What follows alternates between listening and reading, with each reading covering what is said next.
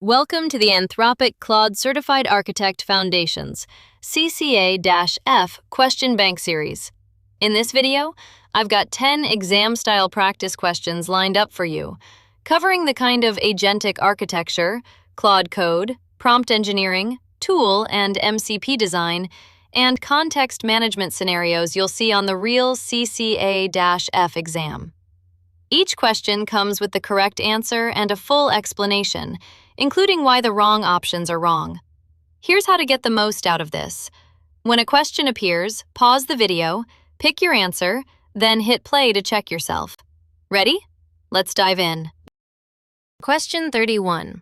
A repository's Claude code configuration must be shared with the team, but individual engineers also need personal overrides, such as their own preferred verbosity, that should not be committed. How should this be structured? The correct answer is C. Commit the shared team configuration to the repository and keep personal overrides in a local settings file that is excluded from version control. Shared configuration belongs in version control so the team stays consistent, while personal overrides belong in a local get-ignored settings file. The layered precedence lets each engineer adjust their own experience without changing anyone else's. Now, why the other options are wrong? Commit every engineer's personal settings alongside the shared configuration is incorrect. Committing personal preferences creates merge conflicts and applies one person's verbosity choice to everyone. Keep all configuration local and uncommitted so nothing conflicts is incorrect. This avoids conflicts by abandoning consistency. Nothing is shared, and new team members inherit no project configuration at all. Maintain a separate branch per engineer holding their configuration is incorrect. Per engineer branches are a heavy and fragile way to hold preferences and would constantly diverge from the mainline. Question 32. An application sends the same detailed role definition, tone rules, and safety constraints on every request, followed by the end user's varying question. Where should the role definition and rules be placed? The correct answer is D, in the system prompt, with only the user's question in the user message. The system prompt is the right place for stable, request-independent instructions such as role, tone, and constraints. Keeping it separate from the varying user content also makes it a stable prefix that can be cached and reduces the chance of user text being read as an instruction change. Now, why the other options are wrong? Prepended to the user message on every request is incorrect. This blurs the boundary between operator instructions and user content, which weakens instruction adherence and makes the request more vulnerable to a user overriding the rules. In an assistant message before the user's question is incorrect. The assistant role represents the model's own prior turns. Putting operator instructions there misrepresents the conversation and is not a reliable way to set behavior. Split so that tone rules go in the system prompt and safety constraints go in the user message is incorrect. Splitting stable operator instructions across roles adds inconsistency for no benefit and puts safety constraints in the position most exposed to user manipulation. Question 33. A prompt inserts a long user-supplied document followed by an instruction. Occasionally, sentences inside the document are interpreted as instructions to the model. What is the most effective mitigation? The correct answer is A. Wrap the document in clearly named XML-style tags and instruct the model to treat everything inside those tags as data to analyze, not instructions to follow. Explicit delimiters give the model an unambiguous boundary between operator instructions and untrusted content, and pairing them with an instruction about how to treat the delimited region markedly reduces misreading document text as commands. Now, why the other options are wrong? Move the instruction to before the document instead of after it is incorrect. Ordering can matter for other reasons, but on its own, it does not tell the model where the untrusted content begins and ends, which is the actual source of the confusion. Place the instruction both before and after the document so it is seen twice is incorrect. Repeating the instruction around the document does not tell the model where the untrusted content begins and ends, which is what causes sentences inside it to be read as commands. Shorten the document so there is less text to misinterpret is incorrect. Truncating the input loses information the task requires and does not fix the boundary problem for the text that remains. Question 34. A pipeline needs the model to return 5 specific fields that downstream code will parse. Asking for JSON in the prompt yields output that occasionally includes a preamble sentence or a trailing note, breaking the parser. What is the most reliable fix? The correct answer is B. Define the fields as a tool input schema and have the model return them through a tool call so the structure is enforced rather than requested. A schema-constrained tool call makes the output shape a contract rather than a stylistic request, so there is no room for surrounding prose. This is the standard way to get reliably parsable structured output at scale. Now, why the other options are wrong. Add stronger wording to the prompt, such as, return only JSON and nothing else, is incorrect. Emphatic instructions reduce stray prose but do not eliminate it. At high volume, a request-based approach will still produce occasional unparsable responses. Post-process the response with a regular expression that extracts the JSON block is incorrect.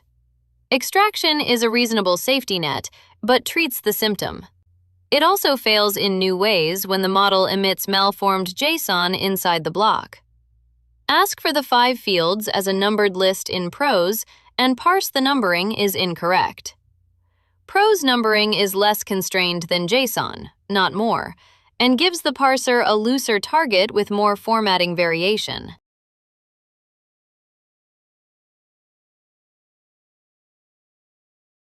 Question 35.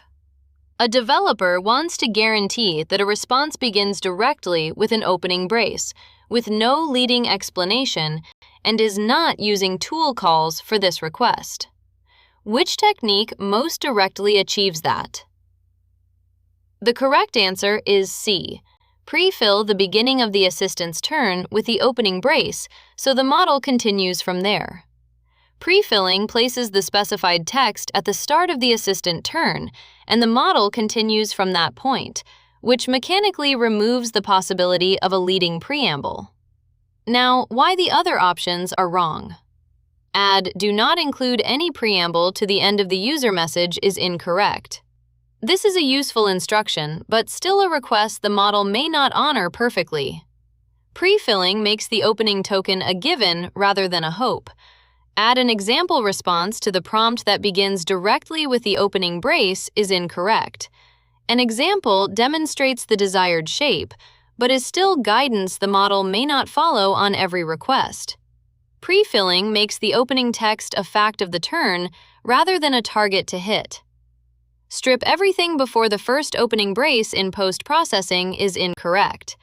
This salvages most responses but silently discards content when the model's preamble itself contains a brace, and it treats the symptom rather than constraining the output.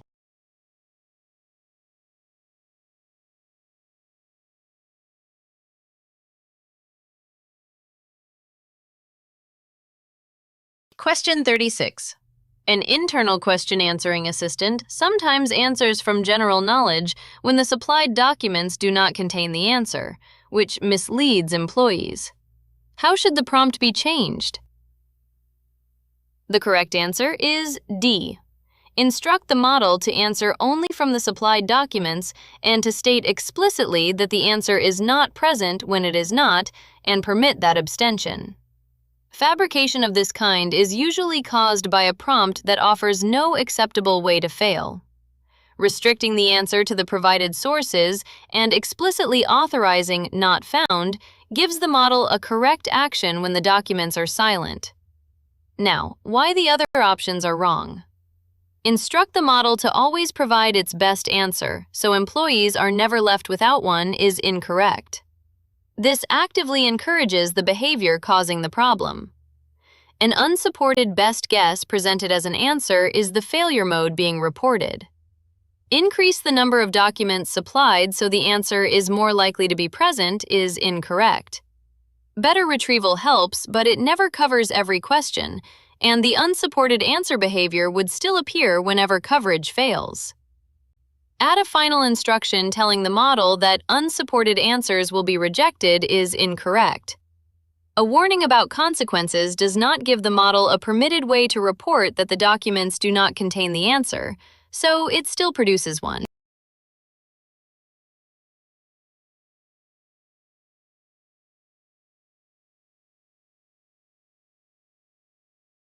Question 37. An application sends a 30,000 token policy manual plus a short user question on every request. The developer wants to avoid paying full input price for the manual each time.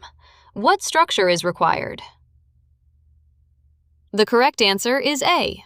Place the policy manual at the start of the prompt as a stable prefix, mark it for caching, and keep the varying user question after it. Caching works on a prefix basis. The cached content must sit at the beginning and be byte identical across requests. Keeping the manual first and the variable question last preserves a reusable prefix, so the manual is not recharged at full rate on every call. Now, why the other options are wrong? Place the user question first and the policy manual after it is incorrect. Putting variable content first changes the prefix on every request, so no cached prefix can ever match, and the caching benefit is lost entirely. Interleave sections of the manual with parts of the question for better relevance is incorrect. Interleaving destroys the stable prefix and makes caching impossible, while also scattering the reference material. Send the manual once in a first request and rely on the model remembering it for later requests is incorrect. The API is stateless per request. Nothing carries over implicitly. Content not sent is not available.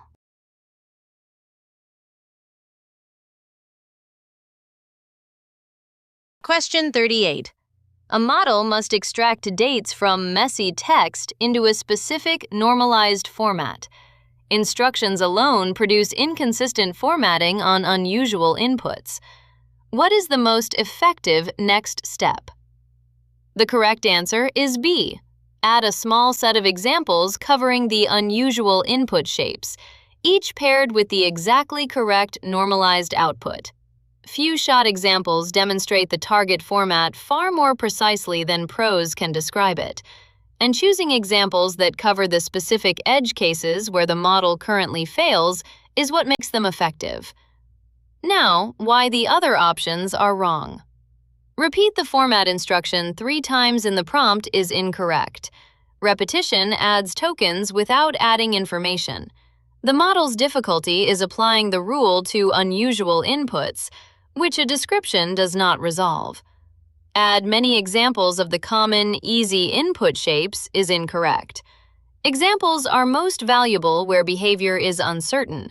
Demonstrating cases the model already handles spends context without addressing the failures. Describe the target format in more precise prose without showing an example is incorrect. Prose descriptions of a format are exactly what is already failing on unusual inputs. A demonstration conveys the target far more reliably than further description. Question 39. A model must resolve multi-step logistics constraints and frequently produces a confident but wrong answer when it replies immediately. What prompt change is most likely to improve accuracy? The correct answer is C. Ask the model to work through the constraints step by step before committing to a final answer, and have it place the final answer in a clearly marked section. Multi-step constraint problems benefit from the model doing the intermediate work explicitly, rather than jumping to a conclusion. Marking the final answer separately keeps the response easy for downstream code or a reader to consume. Now, why the other options are wrong. Ask the model to answer in a single sentence to keep it focused is incorrect. Forcing a short answer removes the intermediate reasoning the task depends on, which is likely to make accuracy worse. Add "be accurate" and "think carefully" as emphatic instructions with no structural change is incorrect. Exhortation without any change to how the response is produced gives the model no additional opportunity to reason through the constraints. Split the problem into a separate request per constraint with no shared context is incorrect. The constraints interact, so evaluating each in isolation loses the relationships that determine the correct answer.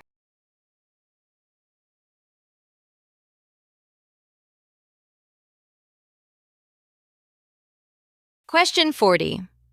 A prompt contains several long reference documents and a question about them. The developer wants to give the model the best chance of using the documents correctly. What is the recommended structure? The correct answer is D. Place the long documents first in clearly delimited sections, then the question and instructions at the end. With long inputs, putting the bulk reference material first and the question last is the recommended ordering. The model reads the question with all the material already in view, and the stable document block doubles as a cacheable prefix. Now, why the other options are wrong. Place the question first and the long documents after it is incorrect. This is a reasonable-sounding structure, but is not the recommended ordering for long context prompts, and it puts variable content ahead of the bulk material, which prevents prefix caching. Summarize each document inline and omit the full text to save context is incorrect. Pre-summarizing discards detail before the model knows which detail the question needs, which is a common cause of unanswerable questions. Distribute the question in fragments throughout the documents is incorrect. Fragmenting the instruction makes the actual task ambiguous and is a reliable way to get an off-target answer. And that's a wrap on this video. Nice work getting through those 10 questions. If this helped, you're going to want the complete set. All 390 exam-style questions, with full explanations across all 5 CCA-F domains, are available in my Udemy course, Anthropic Claude Certified Architect Foundations, CCA-F, 6 full practice exams. The link is in the description below. Make sure you subscribe so you don't miss the next video, where I'll walk you through 10 more questions. See you in the next video.